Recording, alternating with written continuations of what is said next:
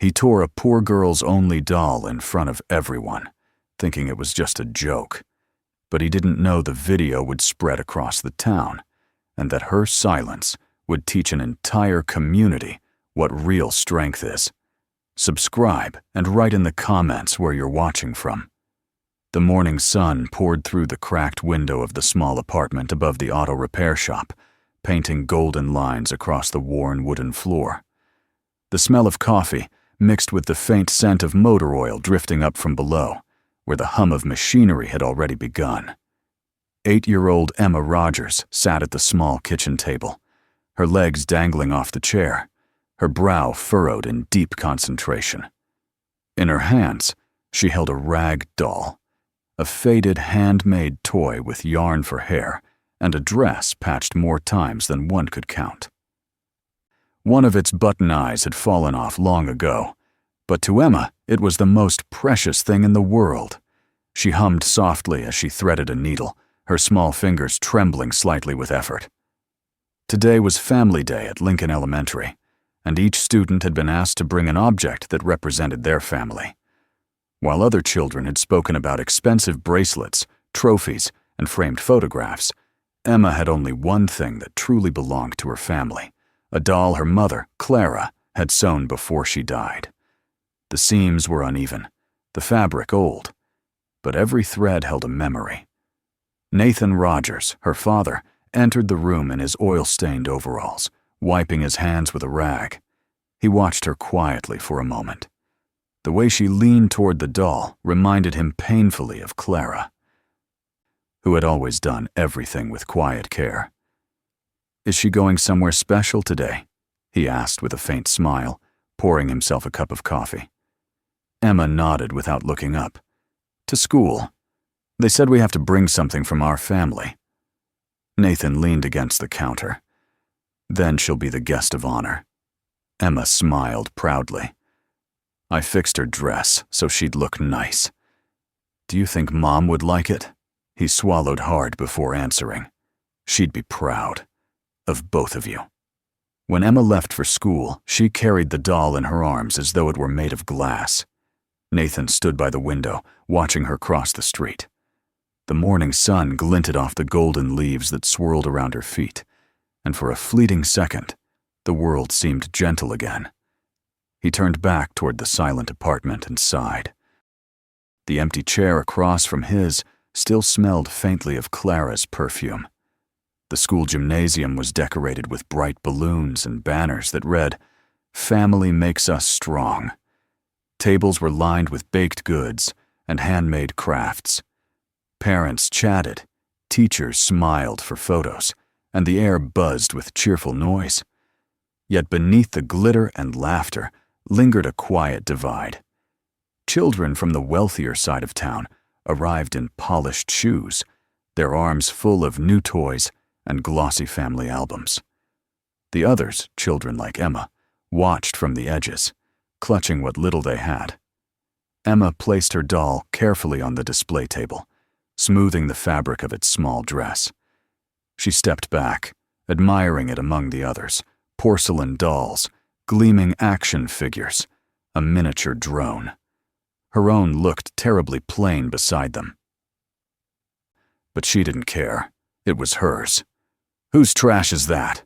A boy's voice rang out, loud enough for everyone nearby to hear. Laughter followed. Emma turned to see Lucas Hartwell, a tall, fair-haired 10-year-old in a designer sweatshirt. His shoes were spotless, and his confidence radiated like armor.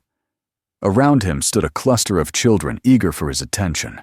He was the son of Richard Hartwell, the most powerful man in town, the owner of every supermarket, every billboard, every donation plaque in the school. Teachers smiled wider when Lucas was around. His father's money could fix roofs, pay for playgrounds, and decide who got hired or fired. Lucas picked up Emma's doll by one leg and held it high.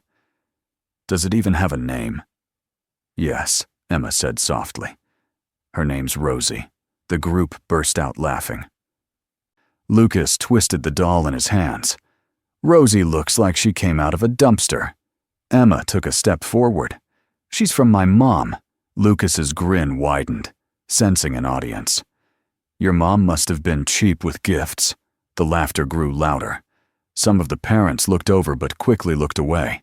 The teacher at the table busied herself rearranging papers, pretending not to notice. Emma reached for the doll, but Lucas jerked it out of reach.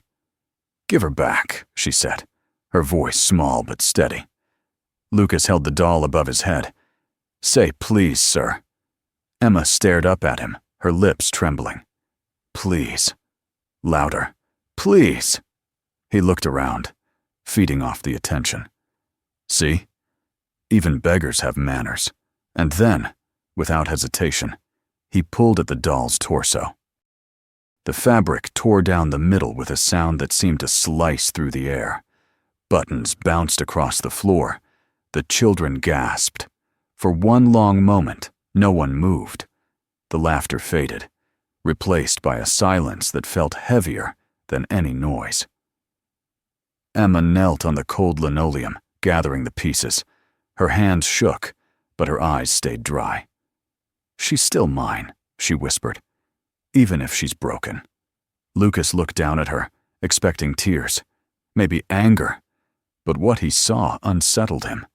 There was no fear in her face, no pleading, only quiet dignity. He turned away quickly, pretending not to care, and muttered, "It was just a joke." But the joke stayed in the air like smoke no one could clear. When the event ended, Emma walked home slowly, the remains of the doll pressed to her chest. Nathan was outside the shop, closing up for the evening when he saw her. The sight of the torn fabric in her hands froze him where he stood. "What happened?" he asked, kneeling beside her. "A boy broke Rosie." "On purpose?" She nodded. He laughed. Everyone did. Nathan clenched his jaw, feeling the kind of anger that starts deep in the chest and burns upward like fire. But Emma's calm stopped him from exploding. She wasn't crying. Instead, she carried herself like someone who had already accepted something adults still struggle to understand. "Come on," he said gently. "Let's go inside." That evening, while the last streaks of daylight faded from the window, Emma sat at the kitchen table again with her needle and thread. The pieces of Rosie lay before her like a small body waiting to be healed. Nathan watched in silence as she sewed, her tiny fingers moving with deliberate patience. Each stitch looked uneven, clumsy, but filled with care. "Why are you fixing her?" he asked finally. "Because she's mine," Emma replied without looking up. "And because Mom made her. If you love something, you fix it, not throw it away." Her words hit him like a weight. He looked down at his calloused hands, stained with years of work and loss, and realized she was teaching him something he had forgotten. Later, when she finished, she held the doll close, whispering softly, "She's okay now." Nathan tucked her into bed, smoothing her hair. "You did a good job, sweetheart. Do you think Mom can see her?" "I think she can see both of you," he said quietly. When Emma drifted to sleep, Nathan sat alone at the kitchen table, staring at the lamp's soft glow. He thought of the Hartwells, their big house, their perfect cars, their name that opened doors. He thought of his daughter's stitched doll, her quiet strength, her refusal to cry. Something deep inside him shifted. He picked up one of Rosie's loose buttons and turned it over in his palm. It wasn't worth a cent, but it felt heavier than gold. Outside, the town's lights flickered on, one by one, illuminating the same streets where tomorrow's conversations would take place. By morning, the story of the torn doll would spread through classrooms, through parents' whispers, through the entire town. Some would laugh, some would stay silent, but a few would feel the same unease that had begun to stir inside Nathan Rogers, the uncomfortable realization that what had been broken might soon mend into something far stronger than anyone expected. And as the last light faded from the window, Emma's small voice carried from her room in a dreamlike whisper, She's still mine. Nathan sat back, his hands folded tightly together. He didn't yet know how deep this moment would reach into their lives. But he knew one thing for certain. The world had just underestimated the wrong little girl. The next morning began gray and heavy, with low clouds pressing down on the rooftops of the small town. The air smelled faintly of rain, and puddles from the night before reflected the faded brick walls of Lincoln Elementary. Nathan Rogers parked his truck in front of the school, gripping the steering wheel tighter than necessary. The image of Emma coming home with that torn doll haunted him through the night. He had barely slept, and when he did, he dreamt of his daughter's calm face, too calm for a child who had been humiliated. Inside the school building, the corridors were filled with the muffled noise of children's laughter, sneakers squeaking on the linoleum floors. The sight of them running past carefree only made Nathan's chest tighten. He was not a man who sought conflict, but something about this felt wrong in a way that burned deep into his bones. No one had stood up for his little girl. Not one adult. He stopped at the principal's office, took a deep breath, and knocked. The door opened to reveal Mr. Avery, a man in his late 50s, with thinning hair and a suit that looked too formal for a small-town school. His polite smile faltered the moment he saw Nathan's expression. "Mr. Rogers," he began carefully, "I assume you're here about yesterday's little misunderstanding?" Nathan stepped inside. "You call that a misunderstanding? Your student tore my daughter's doll in half while the teacher stood there watching." Mr. Avery gestured toward the chair opposite his desk. "Please, sit. I understand this is upsetting, but we have to maintain perspective. Children can be spirited." Nathan didn't sit. "Spirited?" His voice rose, though he tried to control it. "She's 8 years old. That doll was made by her mother before she died, and your staff just let it happen." The principal sighed, adjusting his glasses. "I understand your frustration, but these situations can be complicated. The boy involved, Lucas Hartwell, is not an ordinary student.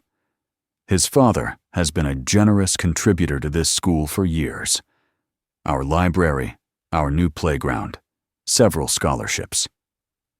All were made possible through the Hartwell Foundation. You must see the difficulty." Nathan stared at him in disbelief. "So his father's money means he can humiliate other children?"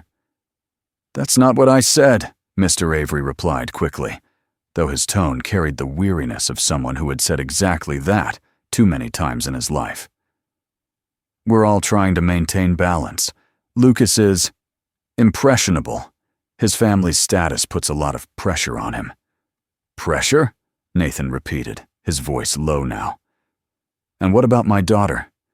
You talk about pressure while she's sitting at home sewing her mother's doll back together because no one here had the courage to stop a bully." The principal looked down, avoiding his gaze. "I'll have a word with Lucas. We'll make sure this doesn't happen again." "That's not enough," Nathan said. "He needs to understand what he did, and the school needs to acknowledge it." Mr. Avery hesitated. Then, in the kind of careful voice that comes from years of diplomacy, he said, "Mr. Rogers, I'd advise you not to pursue this too far. Sometimes drawing attention to small matters only creates unnecessary problems." The words landed like stones. Nathan realized that this man, an educator, a leader, had no intention of protecting his daughter. He nodded stiffly, turned without another word, and left the office. As he stepped into the hallway, the chatter of children echoed around him, a cruel reminder that life went on as if nothing had happened. At the end of the corridor, Emma sat on a bench outside her classroom, waiting for him. She held the doll, now crudely sewn together with uneven stitches, the line of thread cutting across its small fabric face. When she looked up at her father, there was no bitterness, only quiet understanding. "It's okay, Dad," she said softly. "I fixed her." He crouched down in front of her.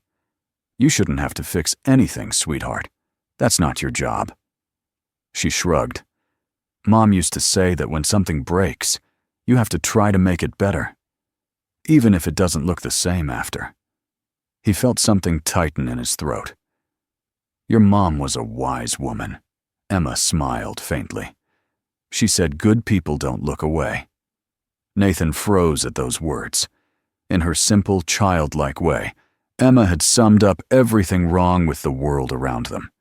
The adults had looked away. He took her hand gently.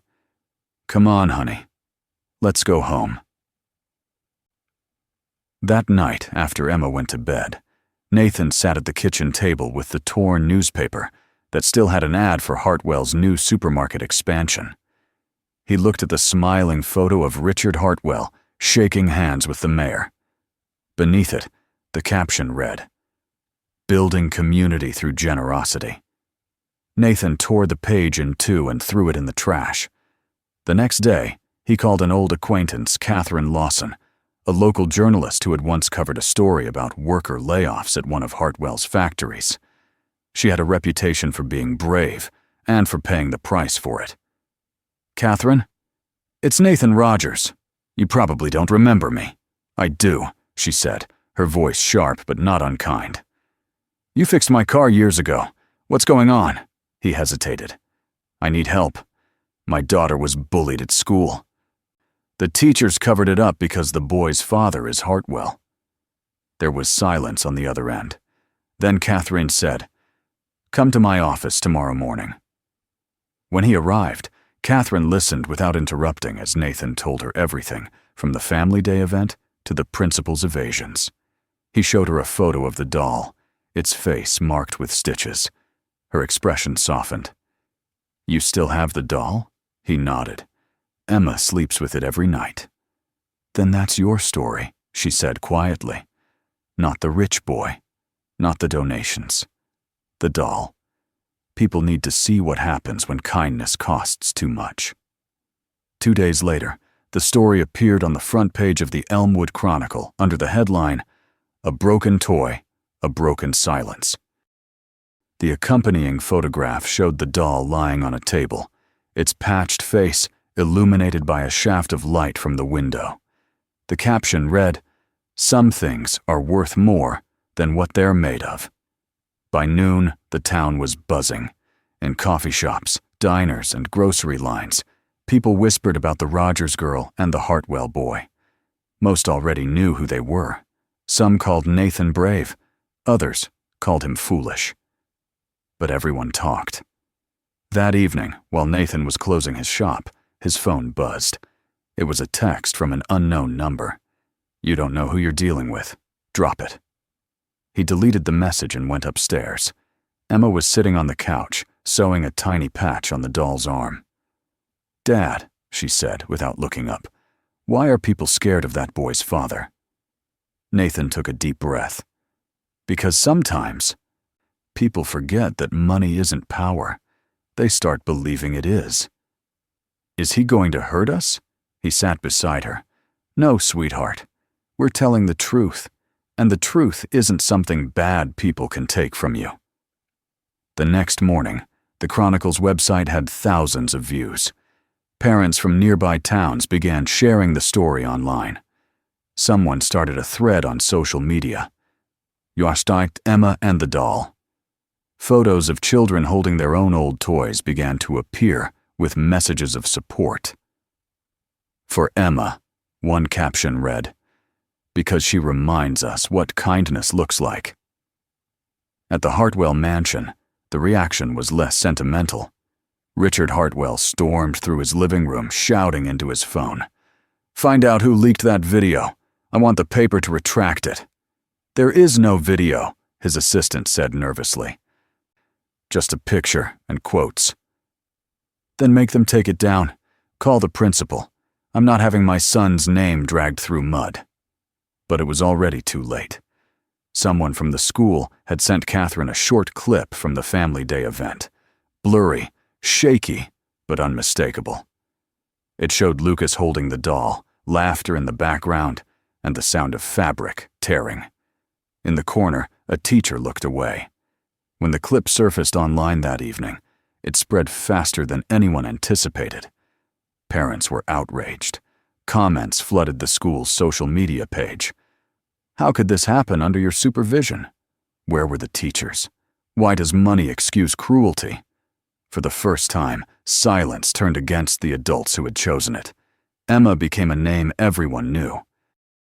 Reporters called the school, but Nathan refused interviews. "She's just a kid," he told Catherine. "This isn't about fame, it's about respect." At Lincoln Elementary, the atmosphere shifted. Teachers whispered in the hallways. Students looked at Lucas differently, not with admiration, but with a strange mix of fear and pity. He came to school with his head lowered, his confidence stripped away. No one laughed at his jokes anymore. The friends who once orbited him began to drift apart. Emma noticed, but she said nothing. She simply carried her repaired doll in her backpack every day. During recess, she sometimes sat under the old oak tree, sewing small pieces of fabric together for fun. Other children began sitting near her, not talking, just being there. A quiet kind of solidarity.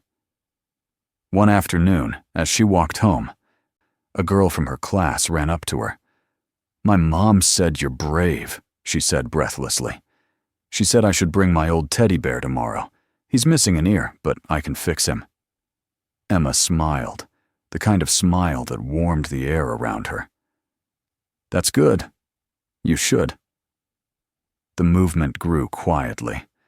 In the following days, the school hallways began to fill with handmade posters reading Kindness Week. Students brought old toys, patched clothes, stories about things they had fixed. The torn doll had started something the adults couldn't stop. But at night, Nathan still worried. He received more anonymous messages. One evening, a stone hit their window, shattering the glass. When he looked outside, he saw only shadows. He didn't tell Emma. He replaced the glass himself before she woke. He wasn't afraid for himself. He was afraid that Emma's light, the simple decency that made her so strong, might draw the kind of darkness that destroys innocence. But every morning, when she came downstairs with Rosie in her arms, her calm reassured him more than any words could. One evening, as snow began to fall, she sat by the window sewing again. Nathan watched her quietly. She looked up and said, "Dad, I think people are starting to see, even the ones who didn't want to." He smiled. "I think you're right." She leaned her head against the window pane, watching the flakes gather on the glass. "Mom used to say that snow makes everything clean again." "Yeah," Nathan said softly. "Maybe this town needed some snow." The silence that followed was peaceful, filled with something fragile and pure. For the first time since Clara's death, Nathan felt hope, born not of fighting, but of his daughter's quiet courage. What neither of them knew was that the story was far from over. The ripples of one small act of cruelty were still spreading, reaching places neither could imagine. By the time the snow melted, the name Emma Rogers would no longer be just a story about a doll. It would become a lesson the whole town would have to face. By the time the first weeks of winter passed, the snow on Elmwood streets had turned gray with salt and wheels. The town had settled into a tense quietness, the kind that comes when everyone is watching everyone else, but pretending not to. The story of the torn doll no longer appeared on the front pages, but it hadn't disappeared either.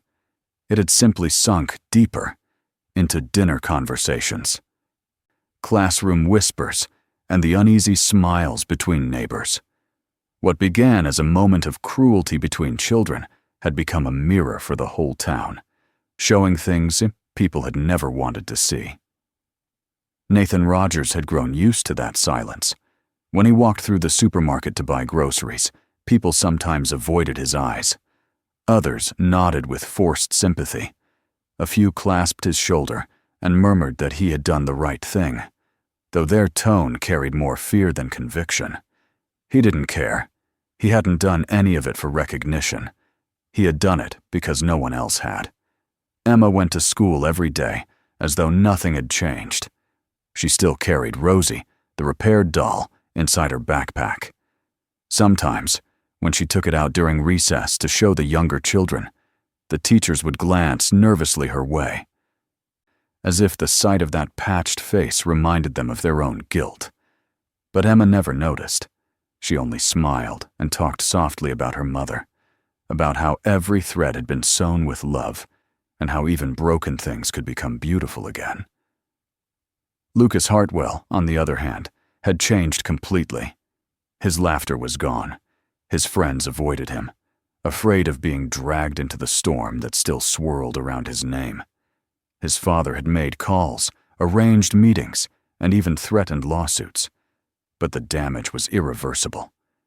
Once the video went online, nothing could erase it. Even now, if you search the words, "Boy destroys girl's handmade doll," the clip appeared instantly, forever attached to the Hartwell family. That was why, when the announcement came that the school board would hold an open meeting about bullying and school ethics, no one was surprised to learn that both families would attend. The newspapers called it a lesson in empathy, though Nathan suspected the board was more interested in saving its reputation than its conscience. On the day of the meeting, the gymnasium was full again, just like the day the doll was destroyed. Only now, the mood was very different. There were no balloons, no cheerful banners, no laughter. Parents sat in stiff rows of folding chairs, teachers lined the back wall, and students whispered among themselves. The projector screen at the front of the room waited like an unblinking eye. Nathan sat beside Emma in the second row. She wore her best blue dress and held Rosie in her lap. Her small hand smoothed the doll's patched skirt again and again, a quiet rhythm that seemed to calm her. When the board members entered, the room fell into silence. The principal, Mr. Avery, walked to the microphone. His face looked older, thinner, his confidence eroded by months of scrutiny. "We are here today," he began, "to address recent events that have deeply affected our community. We must take responsibility for the mistakes that were made and ensure our school is a place of respect and safety for every student." His voice wavered on the last words. No one applauded. Then came the moment everyone had been waiting for the arrival of Richard Hartwell and his son. They entered quietly, but the silence that followed was almost physical. Richard looked tired, but defiant. His sharp suit and polished shoes, a fragile shield against the judgment in the room. Lucas walked beside him, pale and subdued, his eyes fixed on the floor. For the first time, he looked like a boy, his age, small, uncertain, lost. The board invited both families to speak.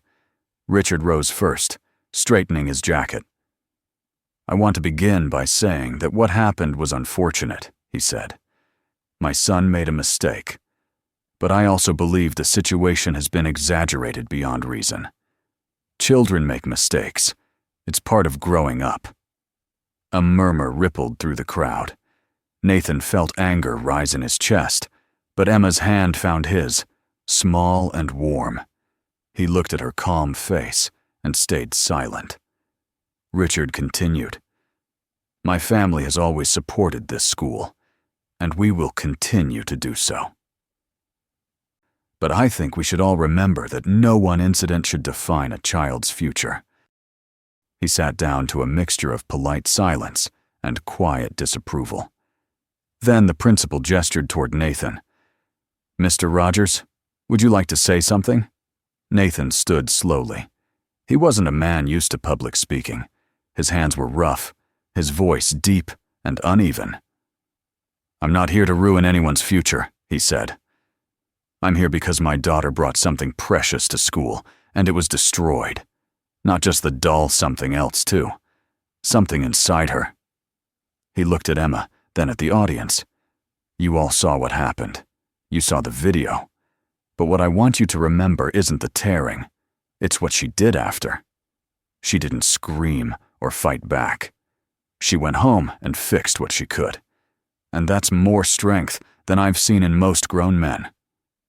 There was a stillness in the room that even breathing seemed to disturb. Then, unexpectedly, Emma stood up. Her small figure beside her father's drew every eye. She stepped toward the microphone, holding Rosie in both hands. "She's okay now," Emma said softly. "I fixed her. But I didn't fix her to make her look new. I fixed her so she could still be mine." Her voice was clear, steady. "When Lucas broke her, I thought maybe people would help. But no one did. Everyone just watched. My dad says grown-ups get scared sometimes. I think they just forget what's right." A few teachers lowered their eyes. Emma looked over at Lucas, who sat frozen in his chair. "You broke my doll," she said, not accusingly but gently. "But you didn't break me." For a moment, Lucas didn't move. Then, slowly, he stood. His father whispered something sharply, but the boy ignored him. He walked toward the front, his steps hesitant. "I'm sorry," he said. The words trembled in the air, fragile but real. "I didn't know what it meant. I just wanted people to laugh. But when everyone started talking about it, I saw how wrong it was. I'm really sorry." The room was utterly silent. Even the sound of the heating system seemed to pause. Emma gave a small nod. "I forgive you," she said simply. "But I don't want another doll. I already have the one that matters." She returned to her seat, and Lucas went back to his father, who stared straight ahead, his jaw tight. The meeting continued, filled with talk of new policies and anti-bullying programs. But for everyone there, the real lesson had already been taught. Over the following weeks, the school changed in quiet ways. Posters appeared in the hallways. "Kindness is courage." Teachers began holding meetings about empathy and responsibility. Students were encouraged to write about times they had been silent when someone needed help.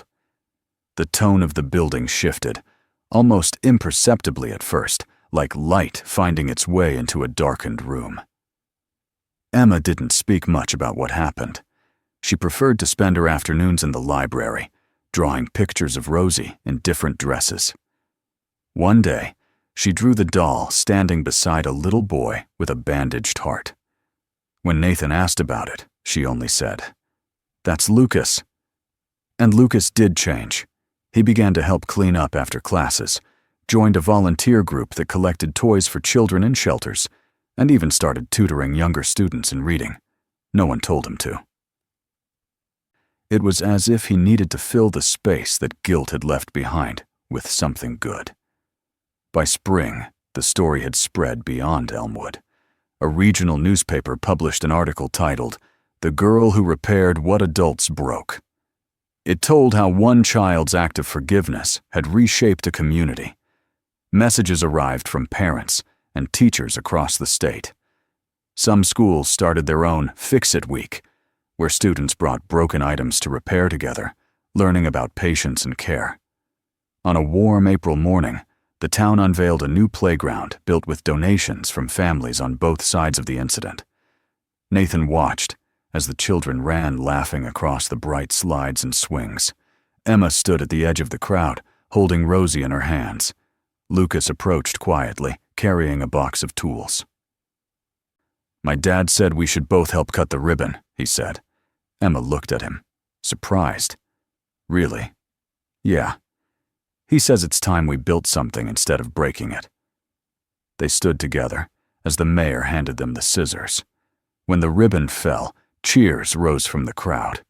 The two children exchanged a glance, awkward but sincere, and smiled. After the ceremony, Nathan and Emma sat on a bench, watching the children play. The sun glinted off the patched fabric of Rosie's face.